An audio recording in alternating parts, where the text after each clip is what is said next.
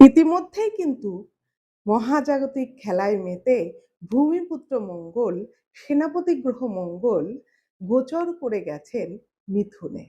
এই মিথুন রাশিতে গোচর করেছে।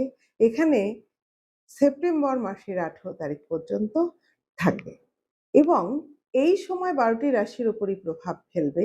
মঙ্গল কিন্তু সবচেয়ে বেশি সংগ্রাম দেয়।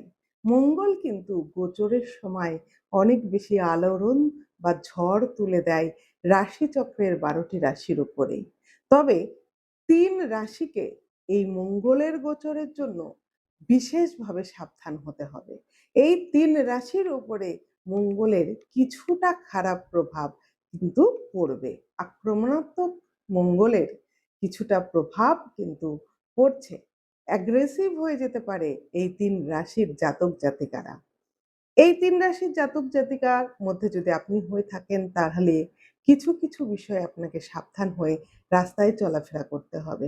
রাস্তায় চলতে গেলে আপনাকে সাবধানে চলতে হবে। যদি আপনি গাড়ি চালান তাহলে কিন্তু গতি কন্ট্রোল করতে হবে আপনাকে। অনেক সাবধানে চলতে হবে কারণ ছোটখাটো অ্যাক্সিডেন্ট, রক্তপাত বা পায়ে চোটাঘাত এগুলো কিন্তু মঙ্গল দিয়ে থাকে। রক্তপাতের সম্ভাবনা, এছাড়াও রোগ ভোগ এই সময় বেড়ে যায়। বিভিন্ন ধরনের অপারেশনাল টেন্ডেন্সি এই সময় আসে। তো আপনাদের সাবধানে থাকতে হবে, হেলথের দিকেও নজর রাখতে হবে যদি এই 3 রাশির মধ্যে আপনি হয়ে থাকেন। শত্রু কিন্তু হু, হু করে বেড়ে যাবে এই সময়। ঘরে শত্রু, বাইরে শত্রু।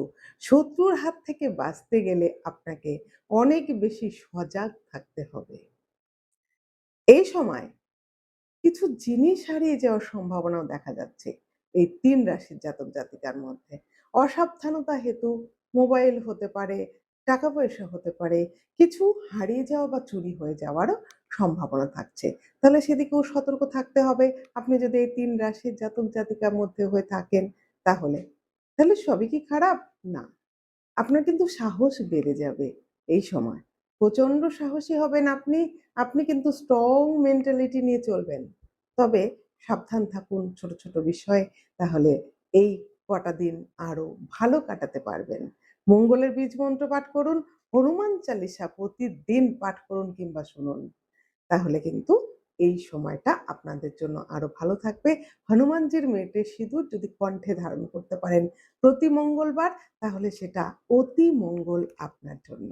3 রাশি কারা? মকর রাশি, মিথুন রাশি এবং কর্কট রাশি।